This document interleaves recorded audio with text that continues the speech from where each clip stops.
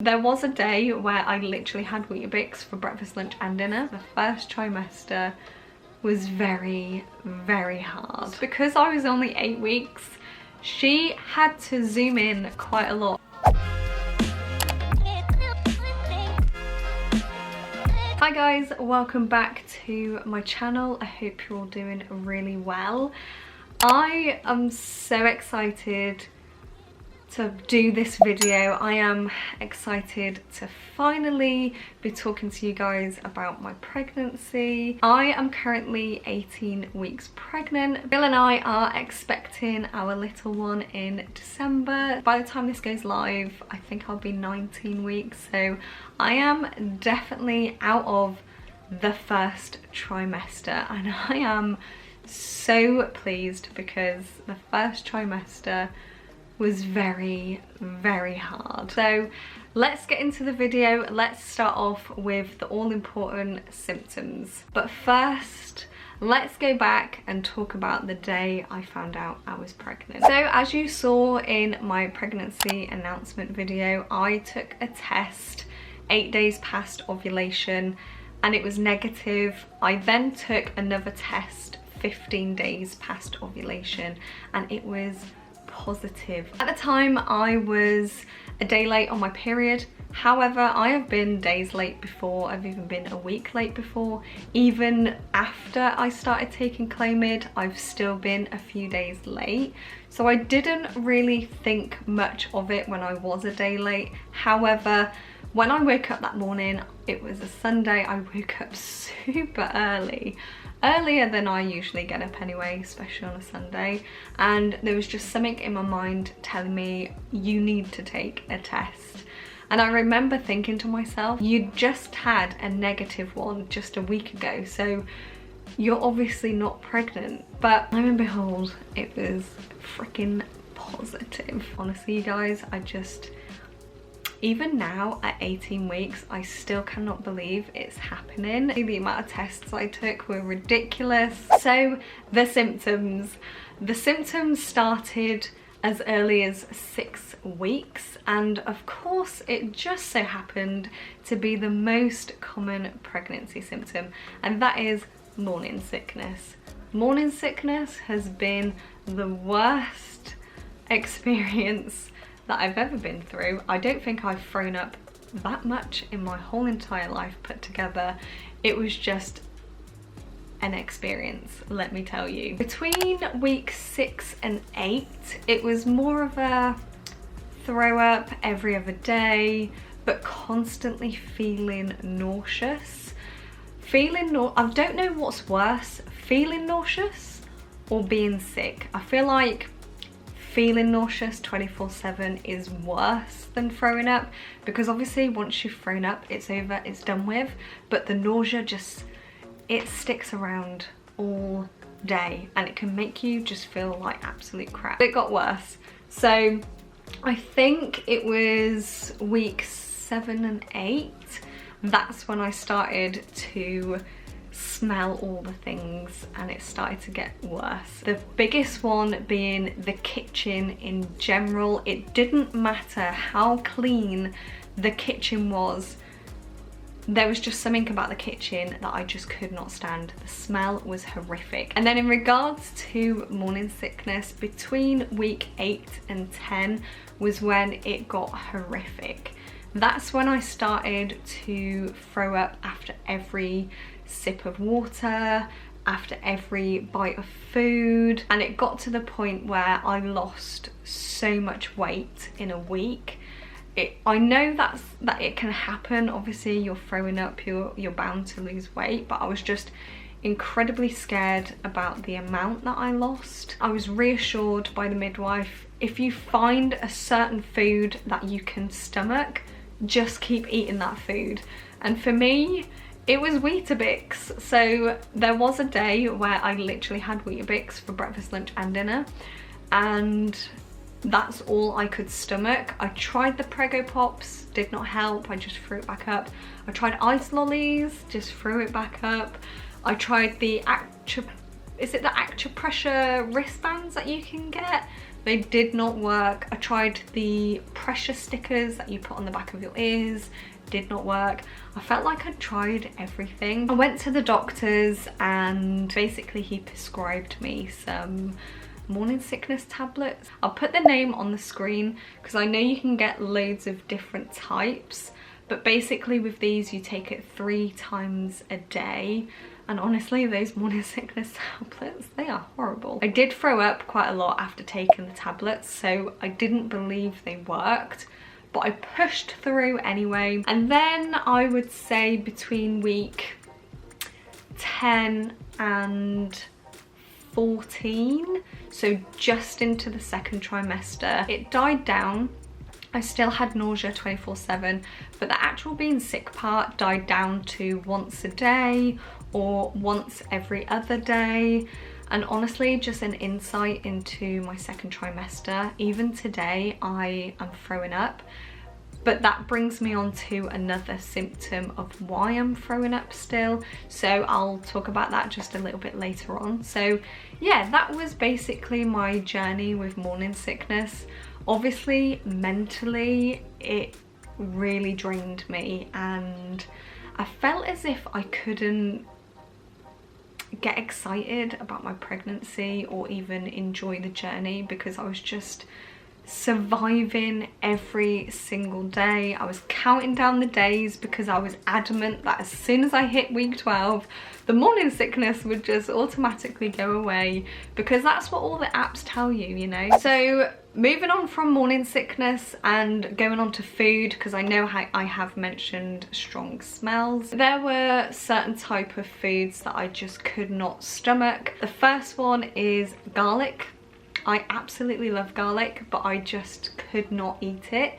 Today I am slowly adding it back into my foods, but I still have to use a very minimal amount. The other food that I just cannot stand even today is anything with a tomato sauce. So any sort of meals, say lasagna or spaghetti bolognese. I don't know why, but I just feel like the red sauce again is just too rich, and it can also smell really, really strong as well. So I still haven't incorporated that back into my meals. Then other foods that I sort of again craved, but I don't want to say it's a strong enough craving.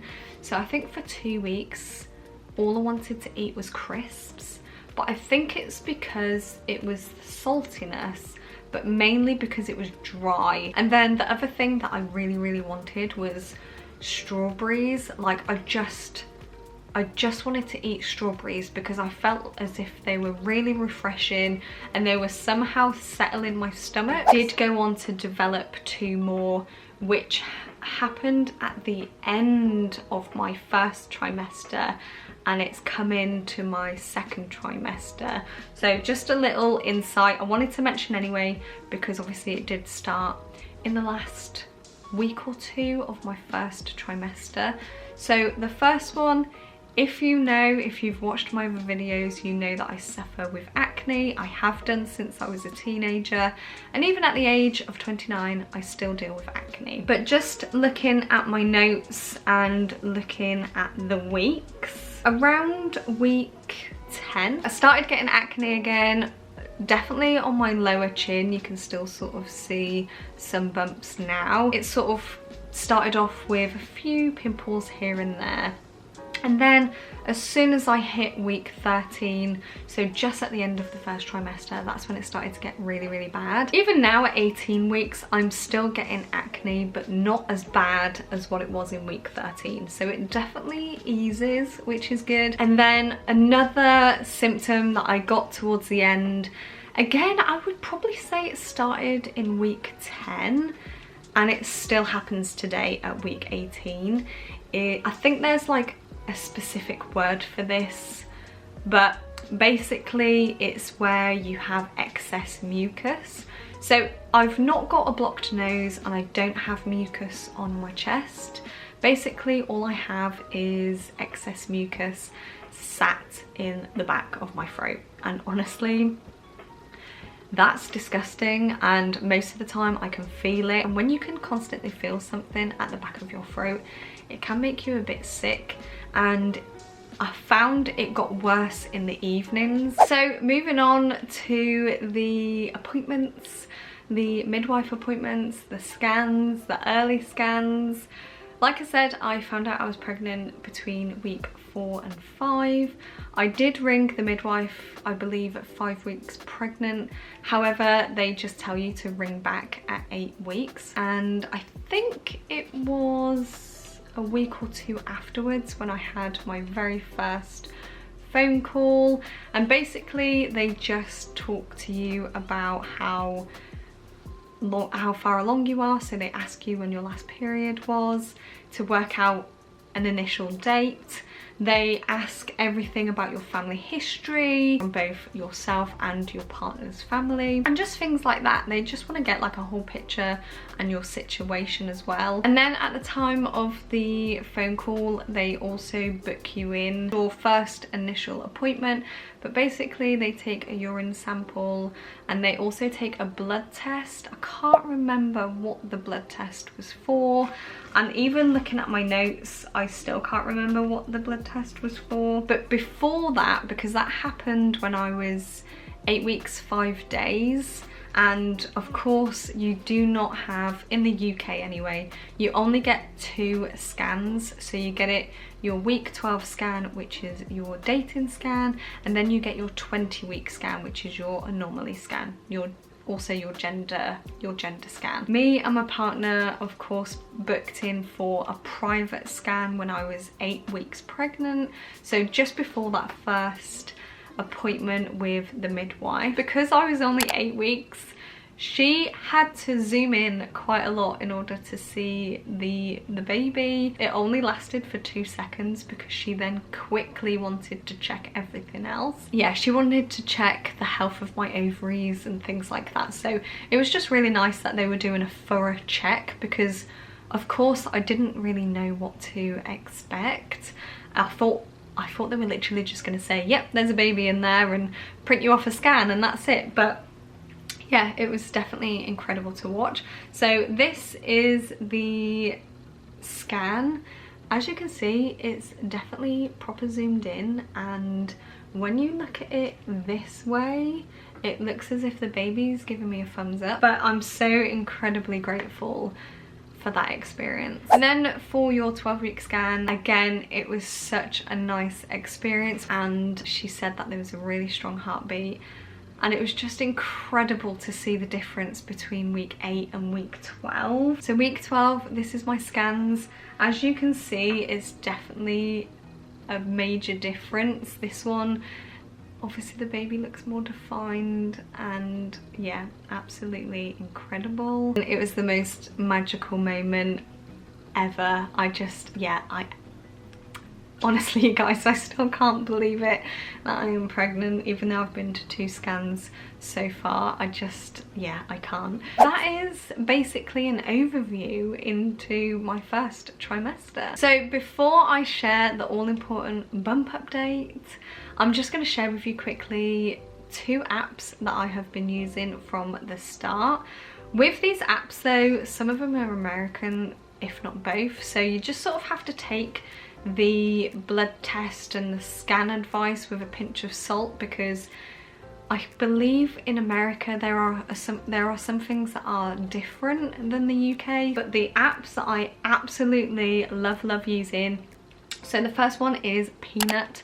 That is a community that you can sort of then go on and join smaller groups. So I am part of a December 2021 group. It's really nice just to share and hear other people's experiences. And then the other apps that I absolutely love is What to Expect. I absolutely love this app because it shows you the size of your baby. It gives you little facts of what's happening with baby, and just a milestone that they've had that week, or what could be happening with you that week as well. So I just thought it was really insightful. And then the third app that I absolutely love is called Sprout, and the reason why I love that app is because it sort of gives you like a 3D view of what the baby looks like, and it's just absolutely incredible just to sort of, again, see the size of what's developed and what they look like in there, because obviously you haven't got a clue. And yeah, it's just incredible. So I absolutely love using those 3 apps. Now on to the bump update. Like I said, I am currently 18 weeks pregnant, so I am definitely into my 2nd trimester, but I will show you what my bump looks like today anyway. I'm also going to be showing you what my bump looked like at week 8 and what it also looked like at week 12.